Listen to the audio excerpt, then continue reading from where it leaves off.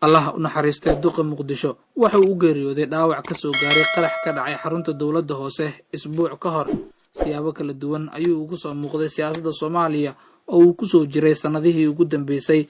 Caasimadda Soomaaliya ayuu badi ku qaatay heerarkiisa waxbarashada. 1986 ayuu ka qalin jebiyay Jaamacadda Ummadda Soomaaliyeed isaga oo bartay culuumta injineeriyadda. Intii aysan burburin dawladdii dhexe ee Soomaaliya waxa uu ka soo shaqeeyay wasaaradaha howlaha guud iyo wasaaradda maaliyadda ee dawladdii dhexe ee Soomaaliya. Burburkii dawladdii dhexe kadib waxa uu ka mid ahaa kumanaanka qof ee isaga baxay dalka. Sanadii 2004 ayuu Jaamacadda Westminster ee dalka UK ka sameeyay shahaadada labaad ee jaamacadda isaga oo bartay maareynta ganacsiga iyo culuumta kombiyuutarada. waxa uu noqday gudoomiyihii urur u doodayay xuquuqda Soomaalida UK ee Somali Concern Group. waxa sidoo kale uu London ka noqday hogaamiye bulsho iyo maamule iskuul.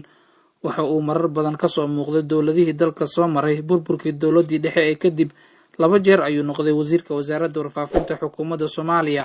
sidoo kale waxa uu noqday wasiirka wasaaradda ganacsiga iyo warshadaha ee xukuumadda Soomaaliya. waxa uu noqday afhayeenka madaxtooyada qaranka iyo la taliye madaxweyne. bishii koowaad ee sanadii 2018 ayaa loo magacaabay gudoomiyaha gobolka Banaadir ahna duqa magaalada Muqdisho. Allah u naxariistay Engineer Yariso ayaa aas qaran loogu sameyn doonaa gudaha dalka.